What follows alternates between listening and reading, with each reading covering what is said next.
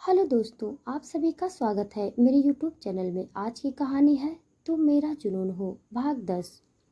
अभी तक आपने देखा करीम के रहते हुए बड़ी मुश्किल से अपने आंसुओं को रोका था। अब सना वहां बैठी आंसू बहा रही थी और खुद से कह रही थी, ये सब क्या हो गया हमारे बीच। करीम भले ही मेरा पति है, लेकिन हमारे रास्ते एक नहीं हैं।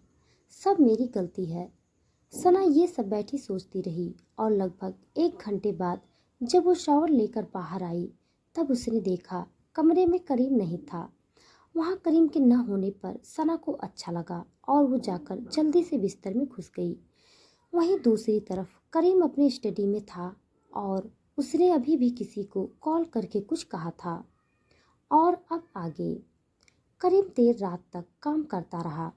उसके मन में कुछ रह गया था जो उसे चैन से रहने नहीं दे रहा था। आज 2 दिन बीत गए थे और इन 2 दिनों में करीम और सना एक दूसरे के सामने भी नहीं आए थे।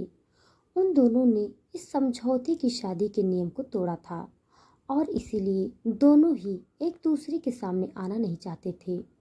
इसीलिए करीम पहले ही अपने डील के सिलसिले में अमेरिका जा चुका था और सना यहीं पर थी।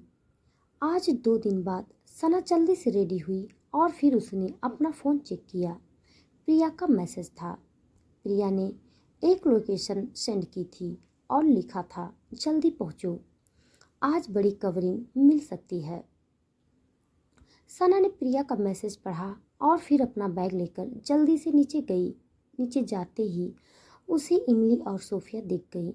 सना को देखते ही सोफिया का मुंह बन गया, क्योंकि उसके प्लान ने वर्क नहीं किया था और उसके प्लान के मुताबिक करीम ने सना को घर से नहीं निकाला था।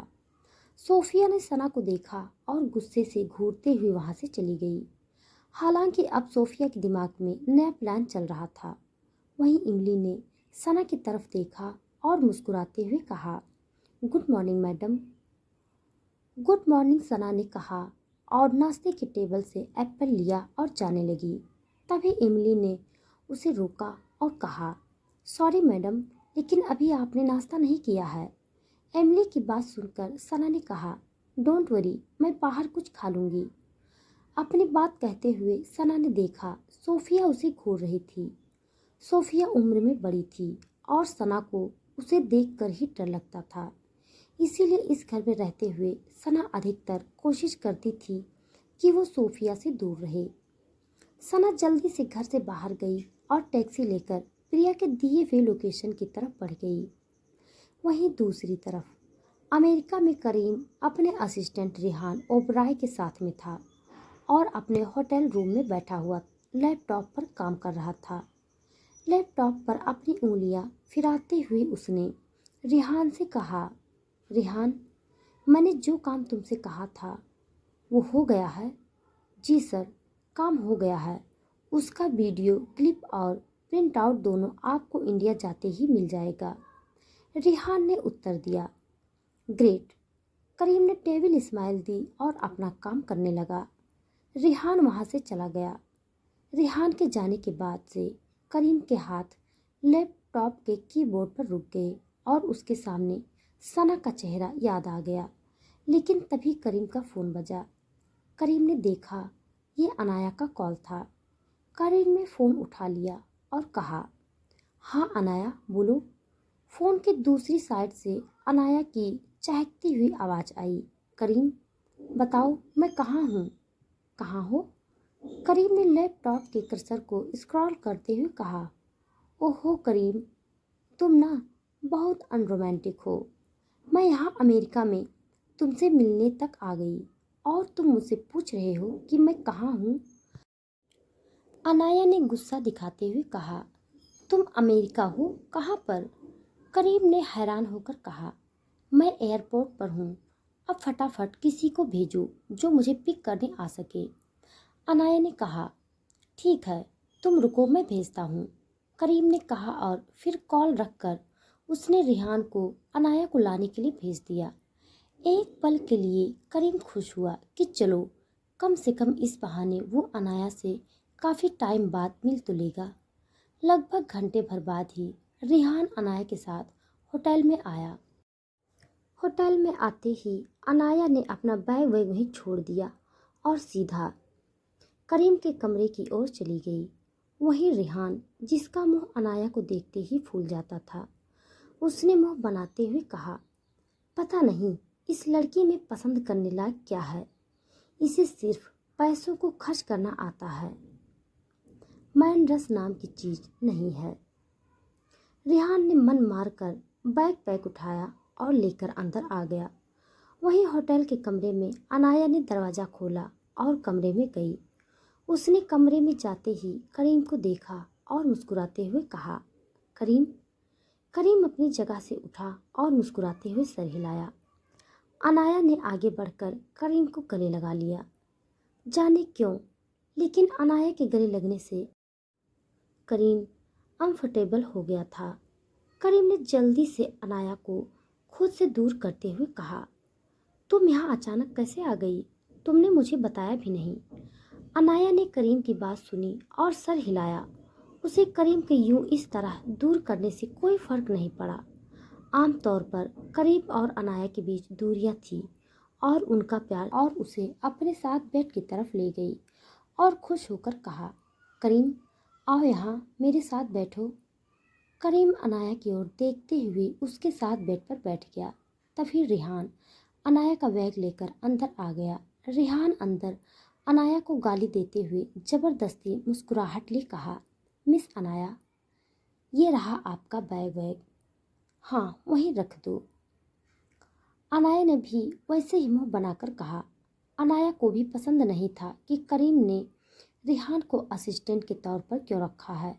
रिहान ने बैग वहीं रख दिया और तब अनाया ने अपने बैग से एक नीले रंग के गिफ्ट कवर से पैक एक छोटे से बॉक्स को निकाला और करीम की तरफ बढ़ाते हुए कहा, करीम ये देखो, मैंने तुम्हारे लिए एक गिफ्ट लिया है। ये बिल्कुल तुम्हारी हैसियत के हिसाब से है। अनाया की बातों को सुनते हुए करीम ने अनाया के हाथों से वो बॉक्स ले लिया और उसे उलट पुलट कर देखा। अनाया खड़ी मुस्कुरा रही थी, जबकि रिहान ने अपने मन में कहा, हाँ जैसे गिफ्ट इसने अपनी कमाई से खरीदा है। बाप और बॉयफ्रेंड के पैसों पर पलने वाली गिफ्ट लेगी। हालांकि रिहान ने अपनी बात अपने मन में ही कही थी। करीम ने उस गिफ्ट को एक नज़र देखा और फिर उस गिफ्ट को रिहान की तरफ बढ़ाते हुए कहा, रिहान इसे मेरे बैग में रख देना। जी बॉस। रिहान ने पैकेट लिया और मुस्कुरा दिया। रिहान जानता था हमेशा की तरह ये गिफ्ट भी करीम की अलमारी में किसी कोने में सालों अपने खुलने का इंतज़ार करने वाला था। रिहान वहाँ से चला गया। तब करीम फिर से अपने लैपटॉप पर काम करने लगा। उसे लैपटॉप पर काम करते देख अनाया ने नाराज़गी दिखाते हुए कहा, ये क्या करीम, मैं इतनी दूर से तुम्हारे साथ रोमांटिक टाइम स्पेंड करने आई हूँ और तुम हो कि काम में बिजी हो। करीम ने लैपटॉप पर उंगलियां घुमाते हुए अनाया की बातों को सुना और कहा, अनाया अभी 1 घंटे में मेरी इम्पोर्टेंट मीटिंग है, मुझे उसकी तैयारी करनी है। ठीक है, लेकिन मीटिंग के बाद 2 दिन के लिए तुम्हारा पूरा टाइम मेरा होगा, ठीक है? अनाया ने अपने दोनों हाथों को बांधकर कहा, ओके। करीम ने कहा और काम में बिजी हो गया। वहीं अनाया जाकर बेड पर लेट गई और अपना फ़ोन निकालकर उसने अपने बॉयफ्रेंड को मैसेज किया, हाय बेबी, तुम्हारा काम हो जाएगा, समझो। इतना कहकर अनाया लेट गई। वहीं दूसरी तरफ इंडिया में सना प्रिया के भेजे लोकेशन पर पहुंच चुकी थी। लोकेशन पर पहुंचते ही सना ने देखा वहां बहुत भीड़ थी। वहां बहुत सारे रिपोर्ट्स और बहुत सारे लोग थे, जैसे यहाँ कोई बड़ा सेलिब्रिटी आने वाला था।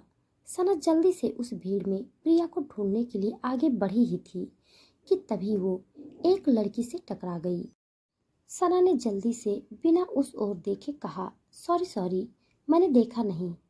इतना कहते हुए सना ने जब अपनी नज़रें ऊपर की तब उसने देखा वहाँ पर तान्या खड़ी थी। तान्या जो सना को गुस्से से घूर रही थी। उसने कहा, हे सना, तुम हो? तुम यहाँ क्या कर रही हो? सना ने देखा तान्या के चेहरे पर एक डेविल स्माइल थी। सना ने सर हिलाया और कहा, मैं यहाँ क्या करने आई हूँ इससे तुम्हारा कोई लेना देना नहीं है, इसीलिए तुम अपना काम करो और मुझे अपना काम करने दो, समझी? सना की बातों को सुन तान्या ने आंखें घुमाते हुए मुंह बनाया और फिर डेविल स्माइल देते हुए कहा, इतना घमंड? सना, तुम्हारे लिए इतना घमंड होना अच्छा नहीं है। क्या तुम्हें नहीं पता कि आने वाले 1 महीने में तुम ऑफिस से निकाली जाने वाली हो? नहीं, मुझे ऐसा बिल्कुल भी नहीं लगता, सना ने जवाब दिया और आगे बढ़ी।